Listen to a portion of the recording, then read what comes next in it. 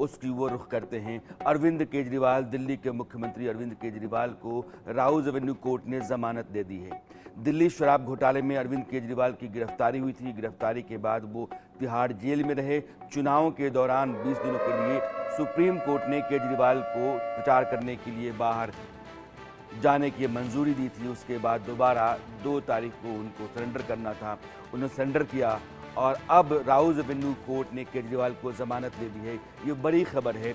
दिल्ली शराब घोटाले में दिल्ली के जो मंत्री हैं, मुख्यमंत्री अरविंद केजरीवाल, डिप्टी सीएम मनीष सिसोदिया, इसके पहले संजय सिंह भी जेल में थे, संजय सिंह को भी जमानत मिली थी और अब अरविंद केजरीवाल को जमानत मिली है। राउज एवेन्यू कोर्ट एक बड़ी खबर है और यह खबर दिल्ली सरकार को राहत जरूर दे रही होगी, लेकिन सवाल यह है कि कोर्ट ने जो जमानत दी है उस जमानत का आधार क्या है, कोर्ट ने क्या माना है और किस आधार पर कोर्ट ने अरविंद केजरीवाल जो दिल्ली के मुख्यमंत्री हैं उनको जमानत दी है।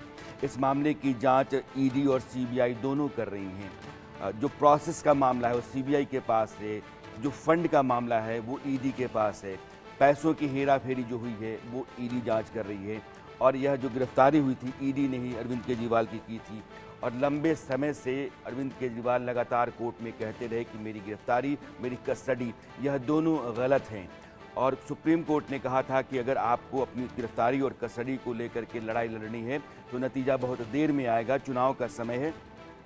अगर आप चाहते हैं कि आपको ज़मानत मिले तो आप चुनाव की खातिर अंतरिम ज़मानत होती है उसके लिए आप अर्जी डालिए और उसी आधार पर अरविंद केजरीवाल को ज़मानत मिली थी, अंतरिम बेल। लेकिन 2 जून के बाद वो फिर से जेल में थे और आज 20 जून को अरविंद केजरीवाल को जो निचली अदालत है राउज एवेन्यू कोर्ट, उसने जमानत दी है।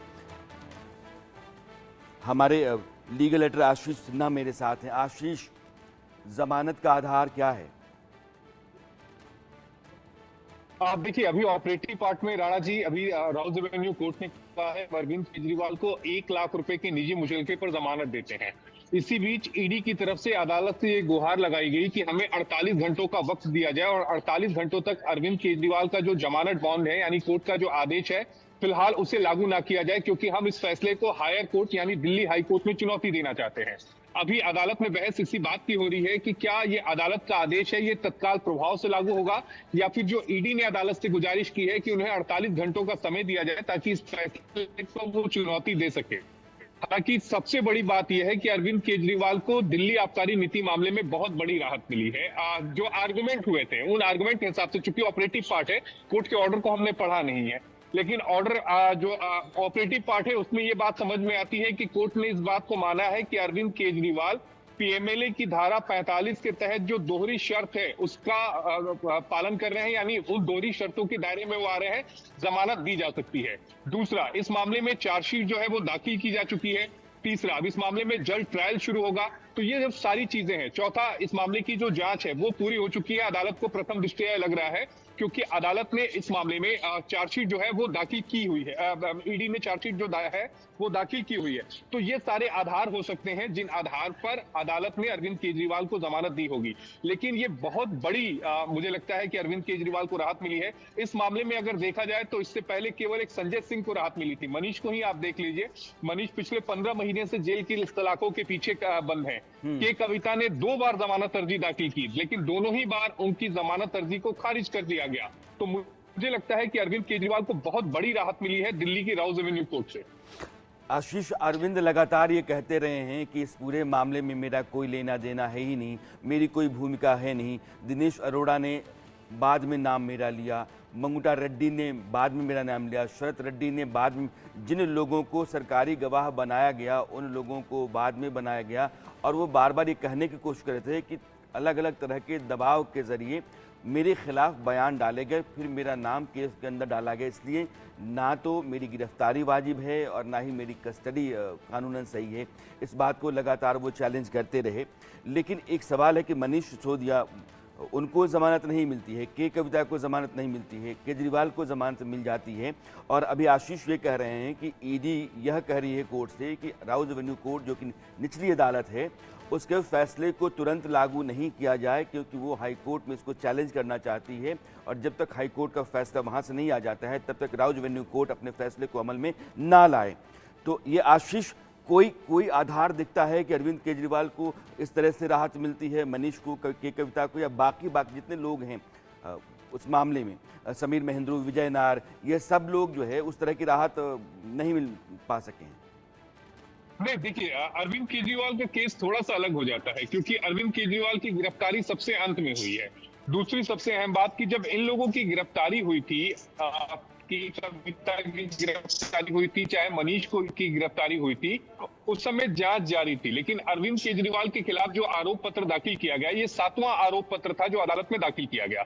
इससे पहले छह जो सप्लीमेंट्री चार्जशीट थी राणा जी, वो दाखिल की गई थी। एक मेन जो चार्जशीट थी, वो उसको मिलाकर टोटल 7 चार्जशीट दाखिल कर दी गई थी। 2 सालों से ये पूरा जो मामला है उसकी जांच चल रही है। जांच पूरी हो चुकी है, क्योंकि अदालत ने क्लीन चिट नहीं दिया। एक जानकारी मैं अपने दर्शकों के साथ और साझा कर दूं, जो अभी आई है, अदालत ने ईडी को समय देने से इनकार कर दिया है।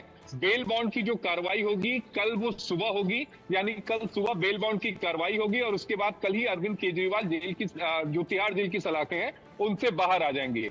ईडी के पास मौका है, आज रात का है, कल सुबह का है, चाहे तो दिल्ली हाईकोर्ट में जाकर गुहार लगा सकती है, लेकिन इस तरह के मामलों में इतनी जल्दी तो स्टे मिलता मैंने नहीं देखा है। ये बड़ी खबर जो आशीष दे रहे हैं कि ईडी ने राउज एवेन्यू कोर्ट निचली अदालत से ये गुजारिश की थी कि आप हमें मौका दें, अरविंद केजरीवाल को लेकर के आपने जो फैसला दिया है, जमानत जो उनको दी है, उसको हम चैलेंज करना चाहते हैं हाई कोर्ट में, और तब तक जब तक हाई कोर्ट का कोई फैसला नहीं आता है, इनको जेल से रिहा नहीं किया जाए। इस तरह की कोई भी रियायत देने से कोर्ट ने मना कर दिया है।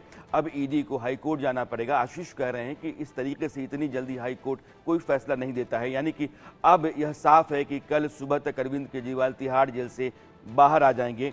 और हमारे सहयोगी आनंद न्यूज़ रूम से इस पर हैं। आनंद, आपके पास क्या जानकारी है?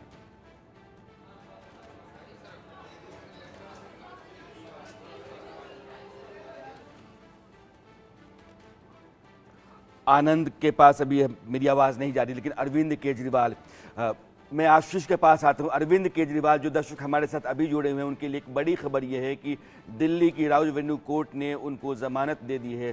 शराब घोटाला जिसको लेकर के पूरे देश में हो हल्ला रहा है, जिस मामले पर अरविंद केजरीवाल, मनीष सिसोदिया, संजय सिंह जैसे नेता गिरफ्तार हुए हैं, संजय सिंह को जमानत मिली है, उसी तरीके से अरविंद केजरीवाल को भी लोअर कोर्ट ने जमानत दे दी है। ईडी की इस गुजारिश को, इस निवेदन को कि आप तब तक अरविंद केजरीवाल को जेल से बाहर ना आने दें जब तक हम हाई कोर्ट में आपके फैसले को चैलेंज करके वहां से कोई निर्णय ना लें, लेकिन इस तरह की रियायत देने से मना कर दिया है कोर्ट ने। आनंद हमारे साथ जुड़ गए हैं। आनंद, आपके पास क्या जानकारी? जैसा कि आज जो वेकेशन बेंच थी राउज एवेन्यू कोर्ट की, तो उन्होंने अभी जो केजरीवाल को, जो दिल्ली के मुख्यमंत्री हैं, उनको बेल दे दिया।